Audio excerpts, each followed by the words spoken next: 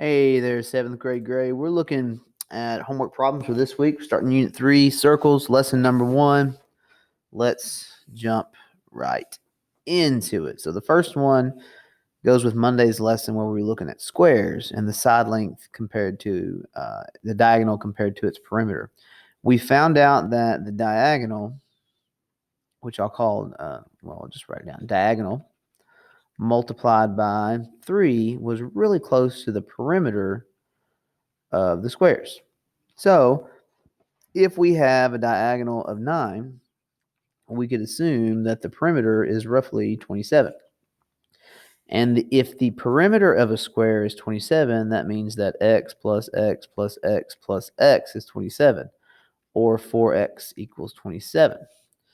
And since 27 is really close to 28, we can say that this would be about 4x equals 28.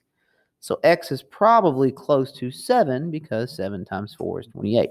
So we are going to estimate it to be about 7 centimeters long. I did that one in class with you, I think. That's why I went through that one quickly. Okay. I also went through this one with some classes proportionally related to the diagonal. We've shown that the perimeter is proportionally related. We saw that in the lesson on Monday. And we noticed that the area was not. It was not proportional. That was the one that made the graph that looked like this, had the curve in it. So that one was not. If we actually took the side length and compared it to it, since we're not squaring anything, that one would also be proportional. We're not going to look too in-depthly into that, but we'll just know that B and C there for number 2. Okay, let's get into number 3. The graph shows that while it was being filled, the amount of water in gallons in the swimming pool was approximately proportional to the time that has passed in minutes. So approximately means that it's kind of a straight line. See how it hits some of the dots and others it doesn't? It's kind of a straight line through the origin. Not perfect, but it's close enough. We can assume some things. So about and approximately and estimating are things we can do since it's super close. So 25 minutes would be right here. If we go up the line and look at 25 minutes, it appears to be pretty close to about 350. So I'm going to say about 350 gallons in that amount of time.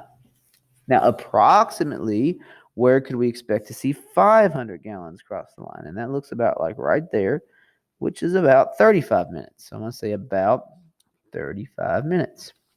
And then lastly, if we were going to estimate the constant of our proportionality, that would be back here where x equals 1, and it appears to be pretty low.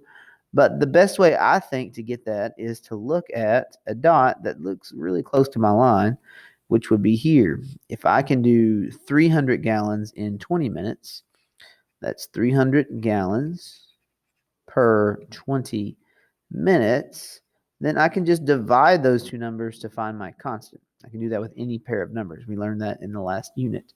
So that cancels out the zeros, and 30 divided by 2 would be 15. This looks about like 15 gallons per minute, roughly. About 15 gallons per minute. So that's what I'm going to write down for my constant of proportionality. It seems to be about 15. And that's the first page of your homework. We went through that pretty quick, and we'll move on to lesson 2 in the next video.